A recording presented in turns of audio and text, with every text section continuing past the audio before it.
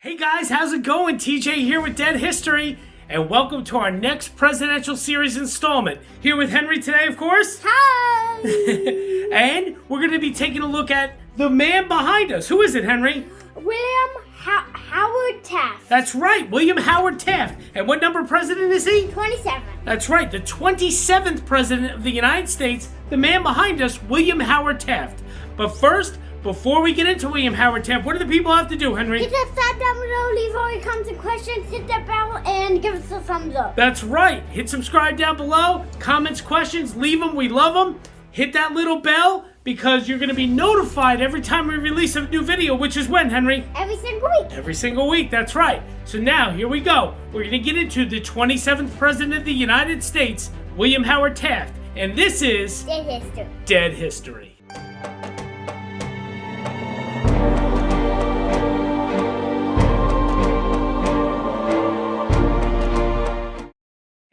Welcome back. TJ with Dead History, here with Henry. Hi. And behind us, the big guy, the 27th President of the United States, William Howard Taft. It had been true that he was so fat that he got stuck in a bathtub. That's actually not true, but we do have a lot of really cool fun facts to tell you about William Howard Taft. And like Henry just alluded to, there was a big rumor and myth that William Howard Taft was so large and such a big man that he got stuck in a bathtub in the White House. That's actually not true. It is a rumor and a myth, and we're going to explain all that to you in this video.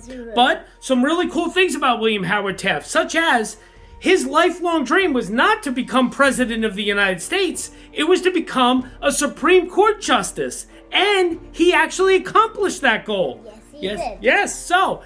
And he also was the only president to ever swear in two other presidents. Yes, he swore in two presidents as Supreme Court Justice. We're going to tell you all about that. So, some really fun things to tell you about William Howard Taft. You did the subscribes, you did the likes, you did the thumbs up. Hopefully you're leaving those comments and questions. Yes. Hopefully you did the notification bell, all that stuff. Yes. Now, what do they have to do, Henry? Get the potato chip soda. That's right. Got to get the potato chips and soda, according to Henry. And now sit back and relax and enjoy our next presidential series installment, taking a look at the 27th President of the United States. Who is it? William Howard Taft. That's right. Very good. William Howard Taft. Enjoy. Hey guys, welcome. TJ here with Dead History. And welcome to our next presidential series installment, taking a look at the 27th President of the United States of America, William Howard Taft. Now, I am flying solo for the audio portions of this video series. Henry's not with me, so I'm going to pretty much jump right in.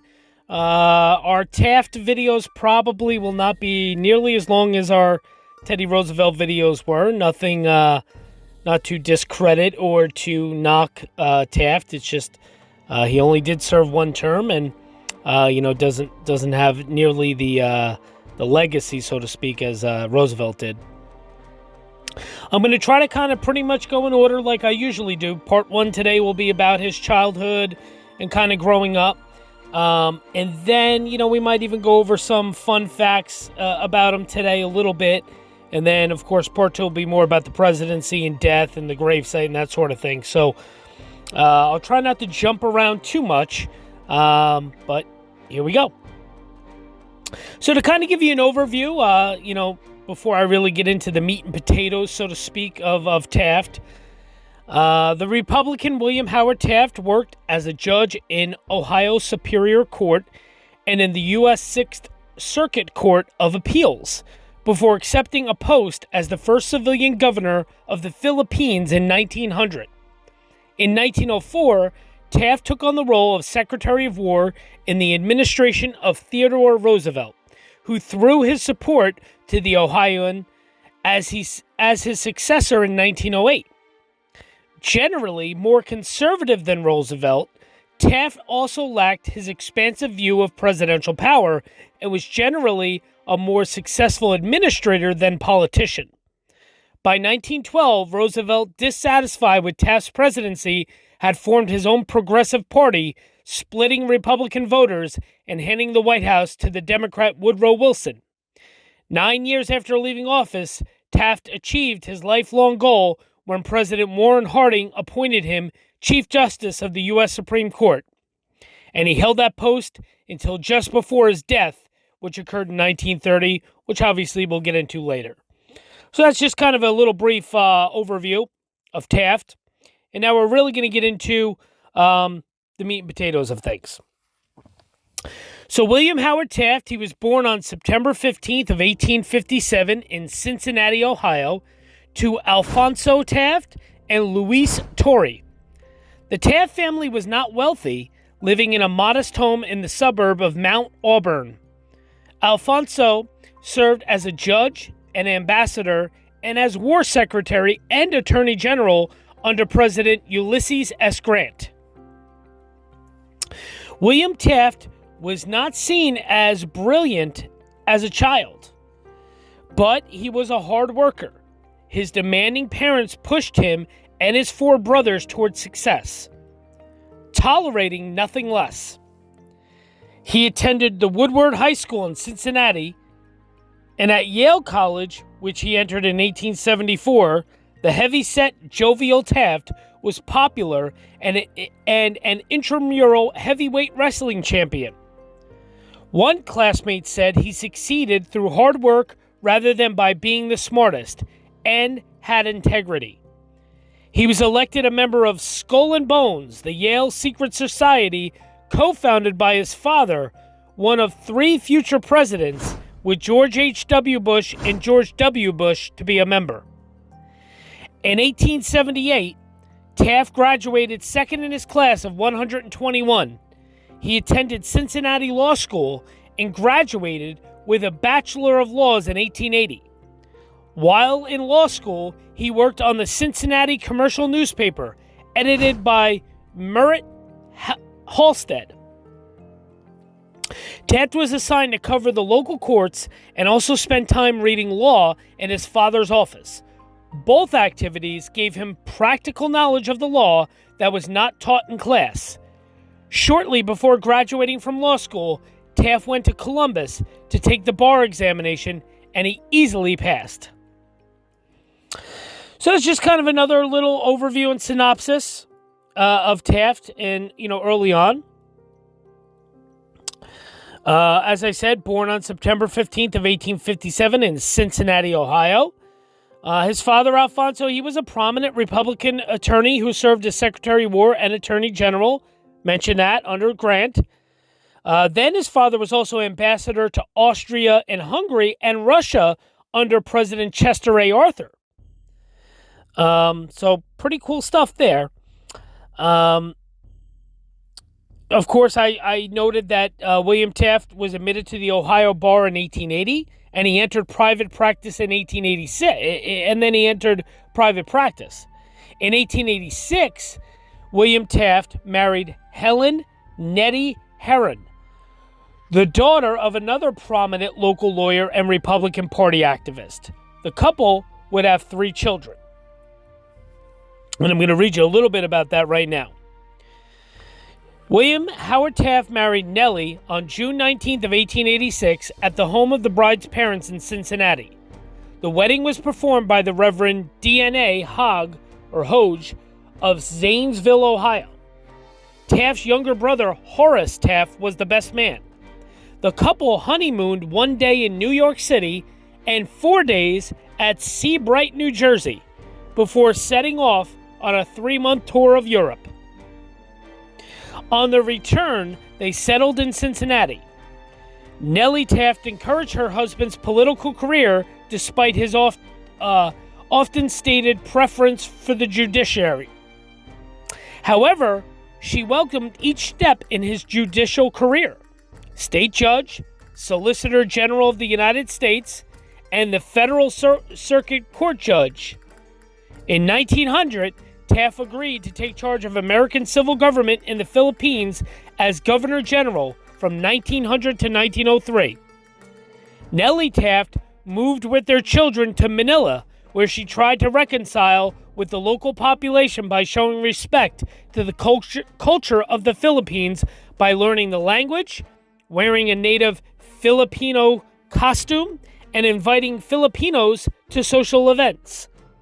Further travel with her husband, who became Secretary of War in 1904, brought a widened interest in world politics and a cosmopolitan circle of friends.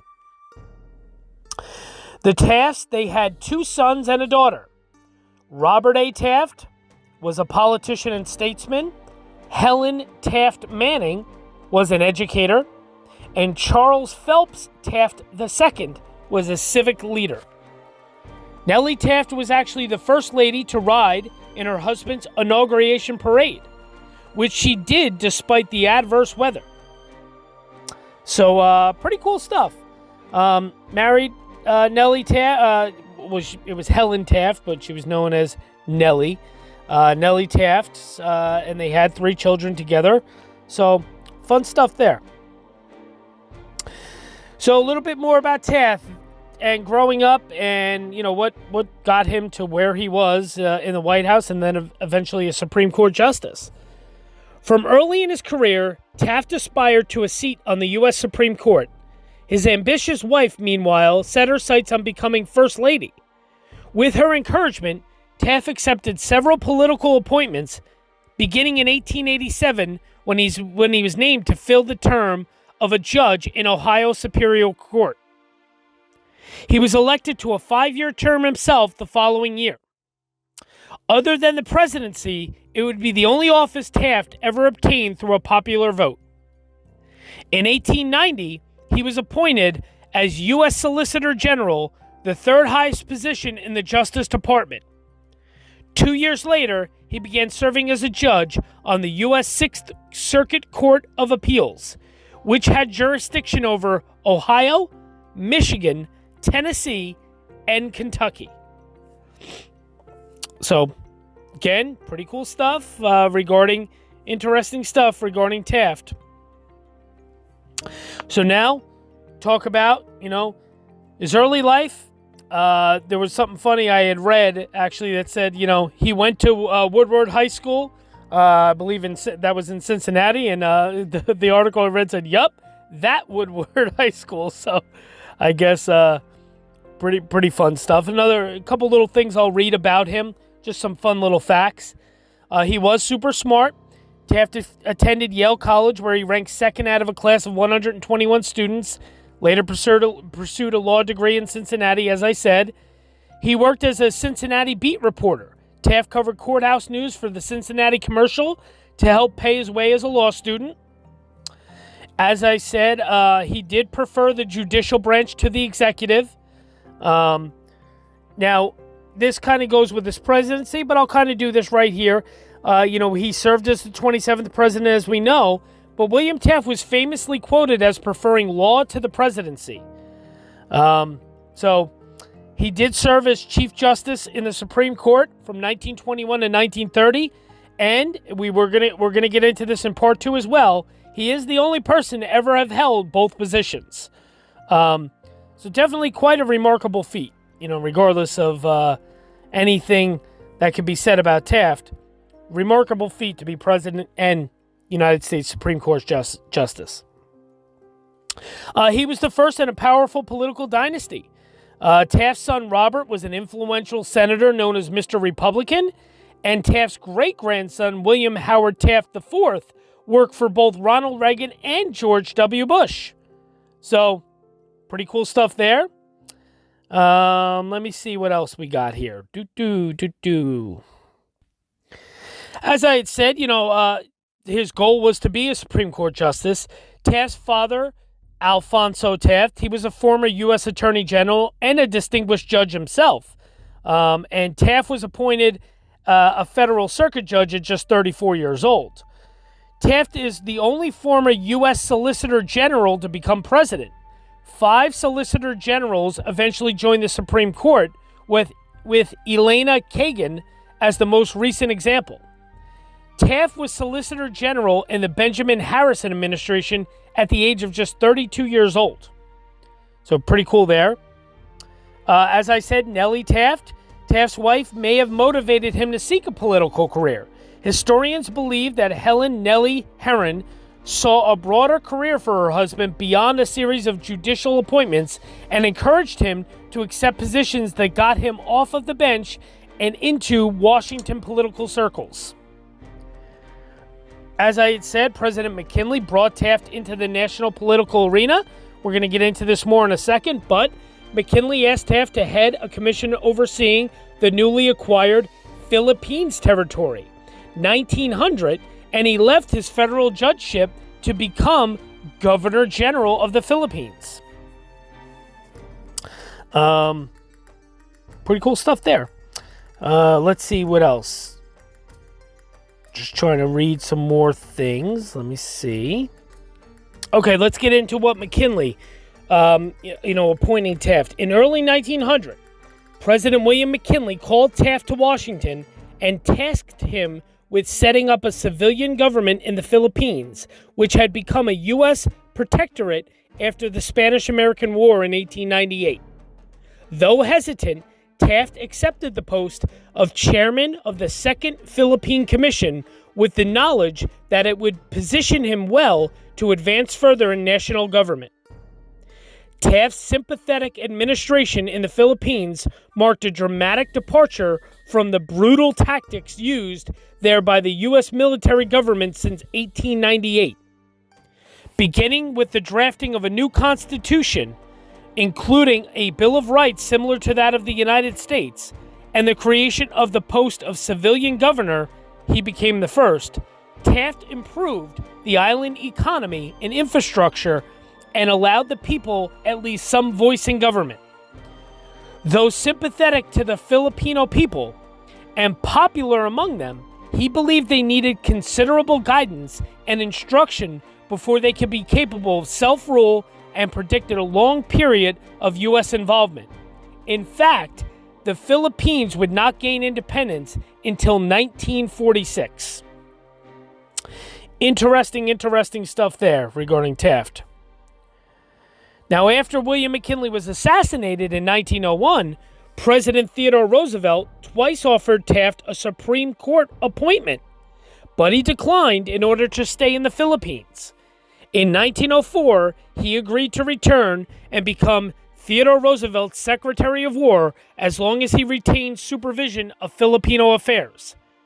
Taft traveled extensively during his 4 years in this post, including overseeing the construction of the Panama Canal and serving as provisional governor of Cuba.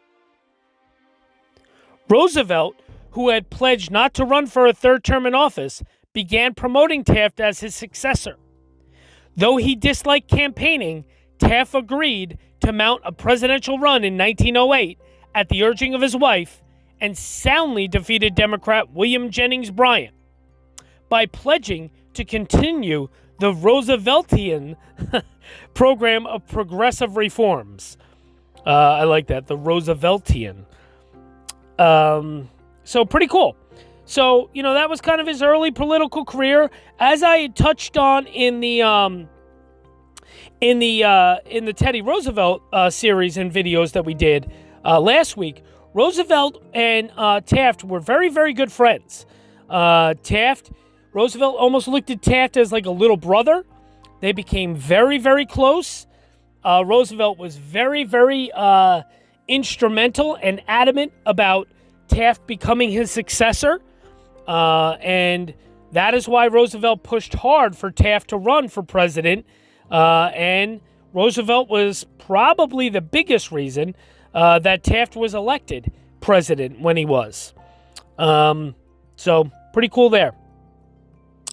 What else here? We know about that. Oh yeah, we just said he had been offered a Supreme Court seat before becoming president. McKinley promised Taft that if he left the bench and accepted the role of Governor General, if a Supreme Court seat came upon during his term, he would appoint him. However, William McKinley was assassinated and the Vice President Teddy Roosevelt became president. Roosevelt then tried to nominate Taft for the High Court twice, but Taft turned down the nominations for various reasons, including, ironically, because he felt he had work to finish up in the Philippines first. So, fun little fact there. I found it to be kind of fun, little interesting fact. A lot of stuff about his presidency. We're going to get into those fun facts, of course, tomorrow. No, nothing there, nothing there. Nothing there, nothing there. Let me see. I'm just trying to see if there's anything else that I can really tell you guys regarding Taft before we really get into his presidency in part 2. No, I think the last thing I'll leave you guys with is, we know where Taft was. Taft, was a hardworking kind of student, Woodward High School in Cincy, went to Yale College, second in his class, excellent, smart man, he really was. He was an Ohio lawyer and then a judge. Then he was Solicitor General. We said that. Then he was a federal judge. And then, of course, he was appointed to the Philippines, Governor General there in the Philippines. He was there for a while, for a few years. And then he came back and he was Secretary of War under Teddy Roosevelt. And then the presidential election of 1908, really. Gaining the nomination, Roosevelt had served almost 3.5 years of McKinley's term. And on the night of his own election in 1904, Roosevelt publicly declared he would not run for re-election in 1908, a pledge he quickly regretted. But he felt bound by his word, and Roosevelt believed Taft was his logical successor, although the War Secretary was initially reluctant to run. Roosevelt used his control of the party machinery to aid his heir apparent. On pain of loss of their jobs, political appointees were required to support Taft or remain silent. A number of Republican politicians, such as the Treasury Secretary George Courtelyoux, I believe it is, tested the waters for a run but chose to stay out. New York Governor Charles Evan Hughes ran, but when he made a major policy speech, Roosevelt the same day sent a special message to Congress warning in strong terms against corporate corruption. The resulting coverage of the presidential message relegated Hughes to the back pages. Roosevelt reluctantly deterred repeated attempts to draft him for another term. Assistant Postmaster General Frank H. Hitchcock resigned from his office in February of 1908 to lead the Taft effort. In April, Taft made a speaking tour, traveling as far west as Omaha. Omaha, Nebraska. Not the thing that Peyton Manning and Eli Manning always called out before they took the snap. Omaha, not that. The actual city in Nebraska. Before being recalled to go to Panama and straighten out a contested election. At the 1908 Republican National Convention in Chicago in June, there was no serious opposition to him, and he gained a first ballot victory. Yet Taft did not have things his own way. He had hoped his running mate would be a Midwestern progressive like Iowa Senator Jonathan Dolliver, but instead the convention named Congressman James S. Sherman of New York, a conservative. Taft resigned as Secretary of War on June 30th to devote himself full-time to the campaign. So there you go. That kind of leads us right up to Taft's the election of 1908 and Taft's being elected president and then his presidency. So I hope you liked this part 1. That's pretty much it. Taft, born in Cincinnati, as you've been seeing for the last 20 minutes or so, showing you a lot of pictures of him as a young man growing up. I showed the house earlier that he grew up in. Birthplace, that sort of thing, the William Taft House there in Cincinnati. I have not visited that. Just keep in mind that all of the photos that you've seen here in part 1 are stock photos that I found online. I did not visit the William Taft House in Cincinnati or anything like that. I believe there's also a house that he had in when he went to Yale, right near Yale. I have not, visited that or anything like that. So just keep that in mind, that all these photos that you're seeing are not mine. They are stock photos that I found online on Google Photos and that sort of thing. Part 2, we will get into Taft's presidency, and then, of course, his legacy, then, of course, him being a Supreme Court justice after his presidency, and then, of course, his death and his gravesite at Arlington National Cemetery in Virginia. So, very cool stuff. A lot of people don't even know that. And I'll be showing you that. And in part 2, keep your eyes peeled, ladies and gentlemen, for a cool little effect. We're going to be working with and kind of playing around with some 3D photo effects in part 2. And these 3D photo effects, you'll probably notice it on about 4 photos or so, 4 or 5 photos approximately. That 3D photo effect is going to be mainly of his gravesite there in Arlington National Cemetery. So stay tuned and take a look at that. You'll probably definitely notice some 3D photo effects at his gravesite in part 2. So that's about it.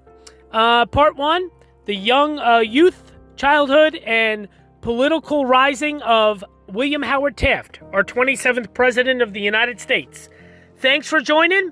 As always, I truly can't thank you guys enough. We have so many great, wonderful, loyal people. I've mentioned them in the past, like Richard and Dominic, and of course Gracie. And then we have Rebecca. Rebecca's always commenting. She's a wonderful, wonderful supporter.